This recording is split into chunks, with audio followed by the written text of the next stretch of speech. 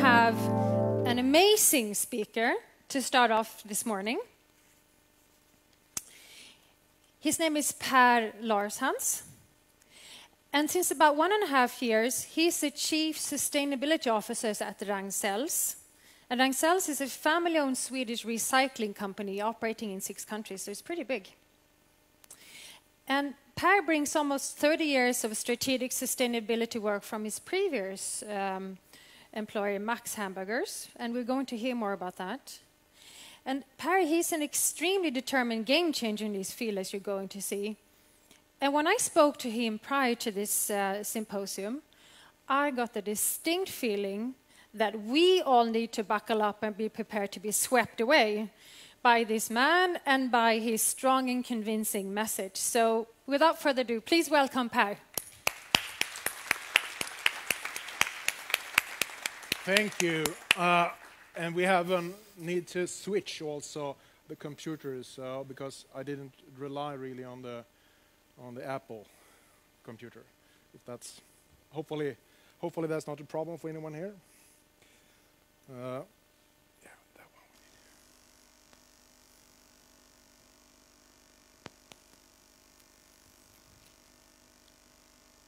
Soon we are ready.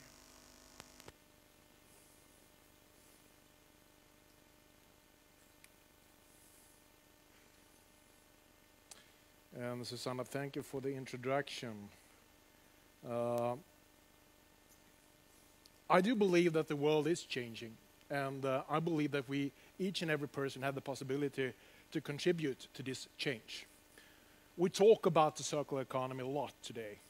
We talk about it so much, so we believe it has already happened. The problem is we are still in the linear economy, the linear thinking, in the way that we run our cities, the way that we run our societies. But I believe, and taking from the first speaker, I believe it's about working together. I will talk about what the largest corporations fear most.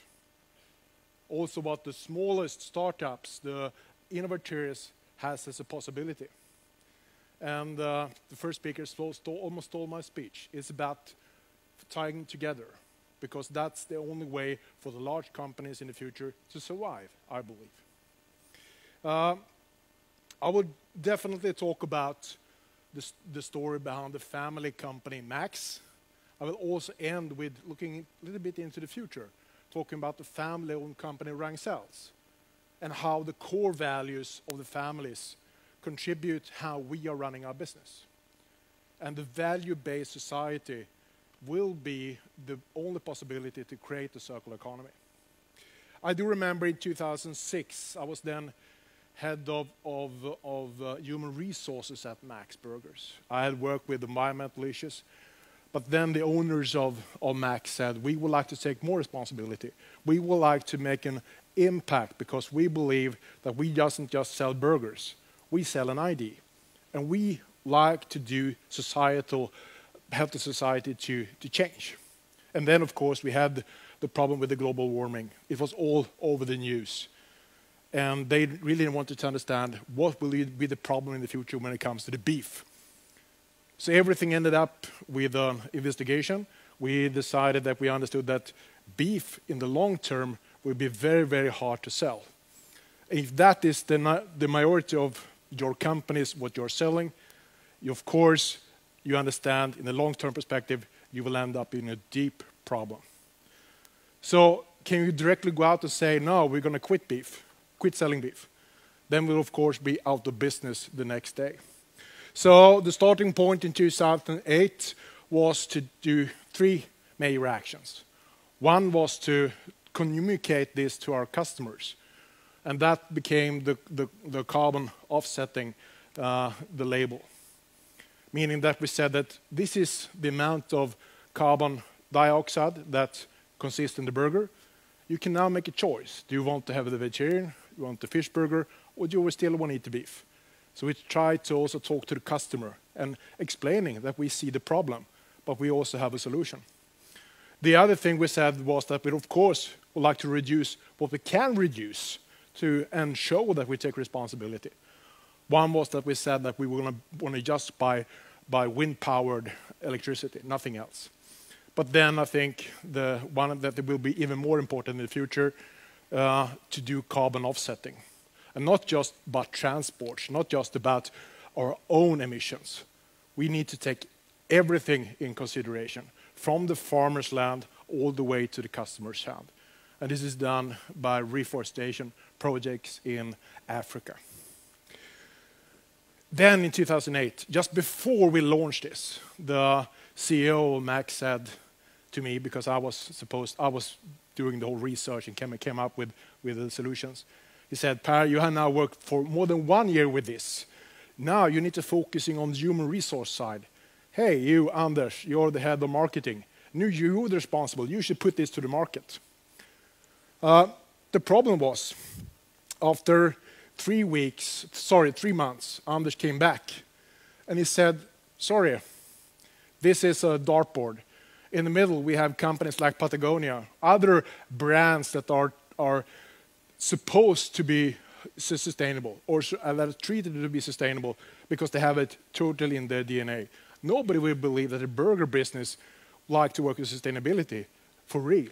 So therefore, I will talk to the owner, I will talk to the board, and you will be appointed for doing the marketing. Because there's only one way. If we can find the ambassadors, if we can tell the whole story and have them to be our speakers, then we might succeed.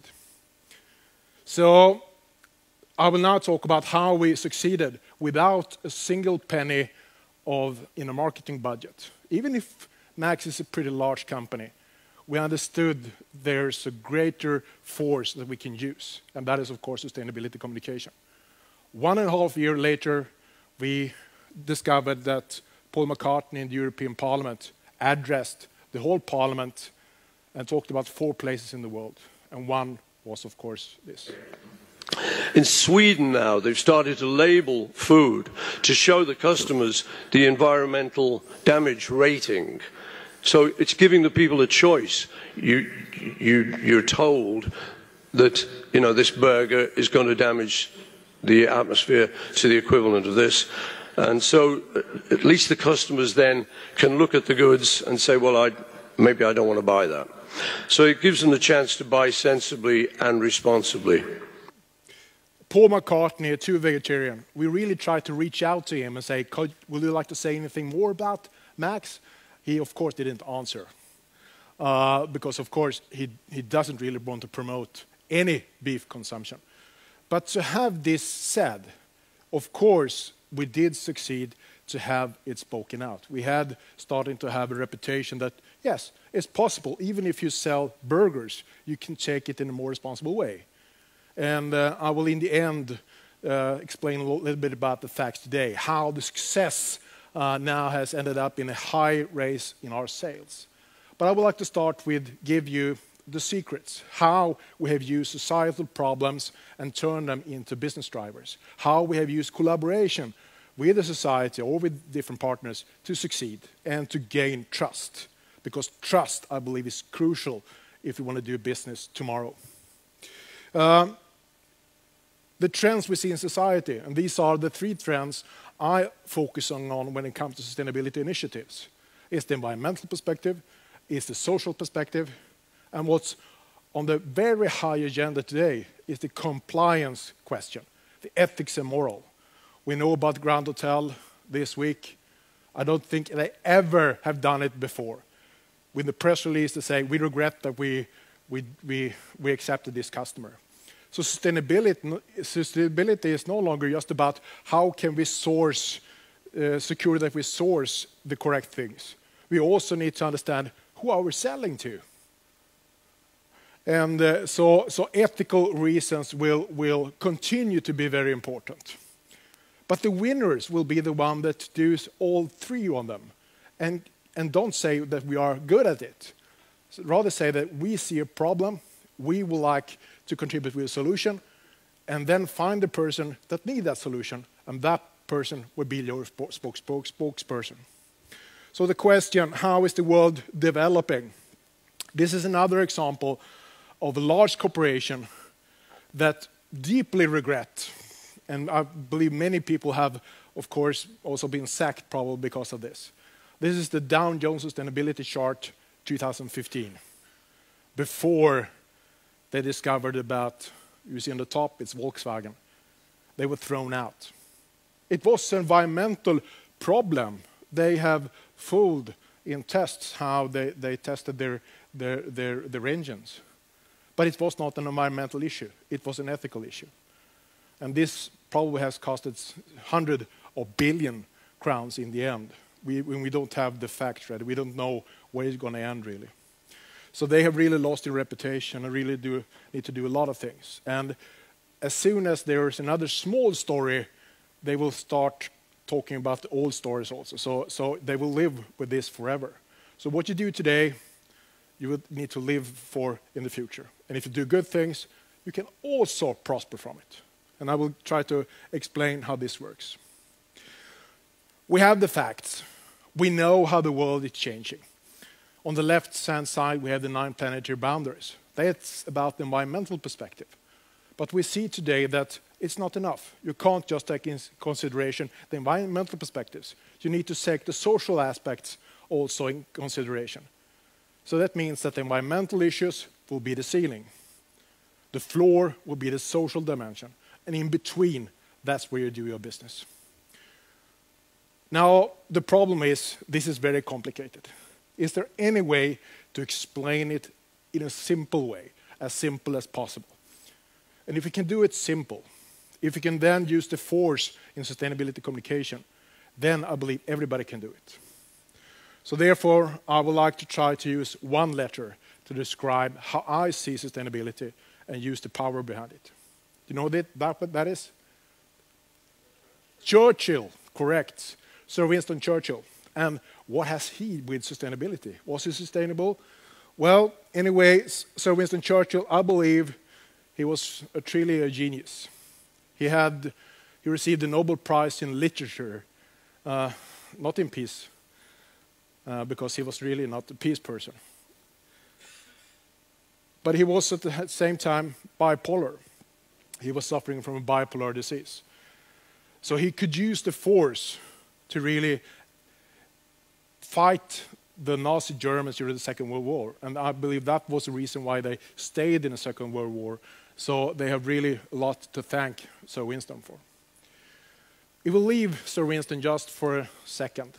This is the way how the world develops. This is the way I describe the social dimension, meaning that we know that we have less children being born to the world. At the same time, the population are getting older and older. For me as a company, as a large company, this will be a huge problem. Of course, it will be possibilities because we can sell products to the more elderly generation. But the problem is really, where do we source human capital in the future? Should it just be robots? I don't think so. And the problem is that GDP has always been dependent on a lot of low-cost personnel. That has been the reason why we have succeeded to grow and become so prosperous. So we need to source human capital. We need to source working capital. And then we know that there are challenges in society. And if we can use those challenges, if we can find people with ADHD or Asperger and make them possible to do what they are best at in our company. And we know that many of the entrepreneurs in the world, they have an ADHD syndrome or an ADHD possibility. That's the force that they can use and really have their ideas to be spread. We know there's many immigrants. And for me, immigrants are both, they come from other country. They could maybe sell products. If they are possible to work in my company, they can maybe be the salesperson that also helps my company to prosper. The problem is, it's not just to say, now I'm going to hire a person with disabilities. I'm not going to hire a person that comes from another country that maybe doesn't even speak Swedish. I need to do some changes. I need to understand that this is about addressing the core values. So then, of course, the first person I need to address, besides the CEO, is the line manager. Because it's the line manager that makes it happen. It's the line manager that hires or fires. And the line managers then need to understand that this is really about how we make decisions in the future. Going back to Grand Hotel, who made the decision to accept that conference? Was it the CEO? I don't think so. It was someone in their company. So therefore, we need to integrate the core values in the whole organization. And one people's mistake, one person's mistake, could create problems for the whole company. Of course, the CEO is important. Of course, the board is important, because they need to have the strategic perspective. They need to understand what is happening. And they need to allow changes in the organization, not continue with the linear thinking in another way. My speech was also about communication, and how I can use the power in attacking societal problems with solutions, and how we can benefit from it. It's not about risk minimizing, it's about optimizing opportunities. But the starting point, putting the V on the left-hand side, meaning need to start inside. So it's need to start with educating. Then, when we have maybe pilots done in the company, we have maybe put the core values in the right place. Then we can start to talk with society. And I summon that like soft lobbying, meaning that I give the solution to the society. And I give it because I see that it will, in the long-term perspective, probably also benefit my company. It isn't necessary in the short term, but in the long term, definitely.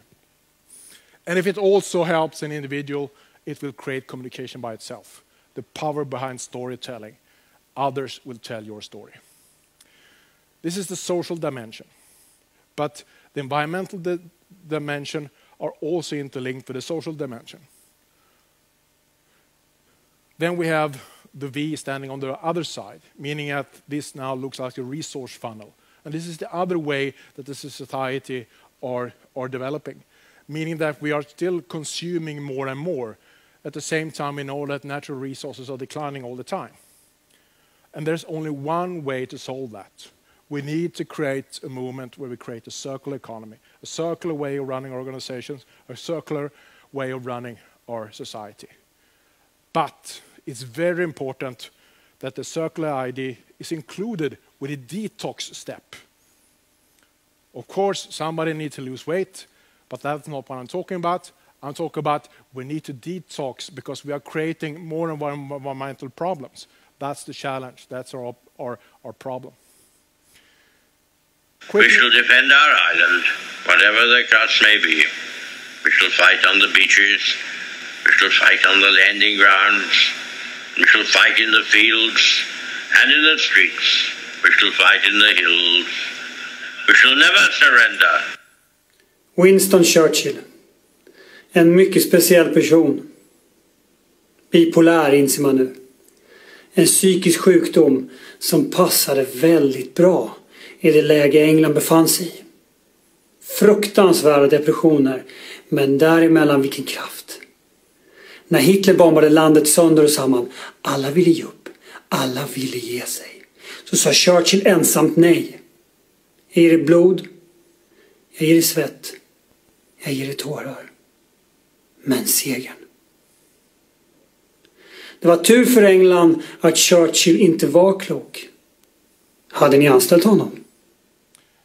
Sorry for being in Swedish. This is a play that plays around in the Nordic countries. Now they are being asked to translate it into English. The play is about how Max Hamburgers are hiring people with disabilities. Not because they have a disability, because they have a possibility.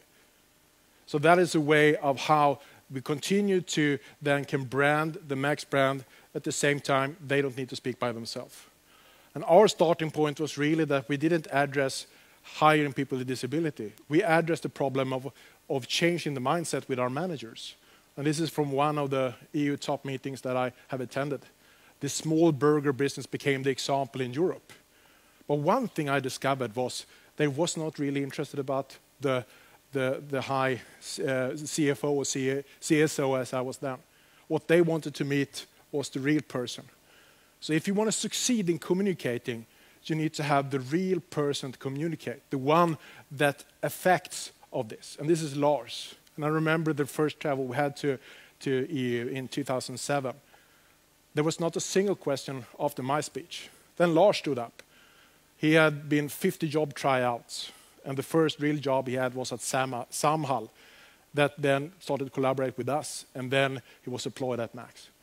And he described for the European, for the parliamentarians, that for the first salary I could buy a computer that helped me with my dyslexia.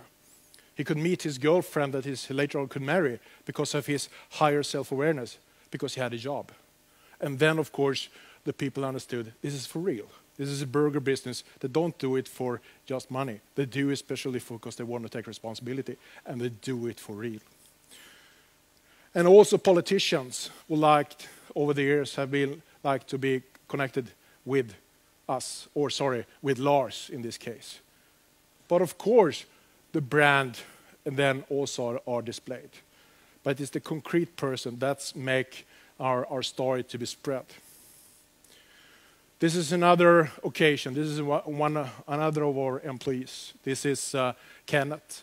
And I remember this especially because this was in the Swedish Parliament. I was supposed to speak after him.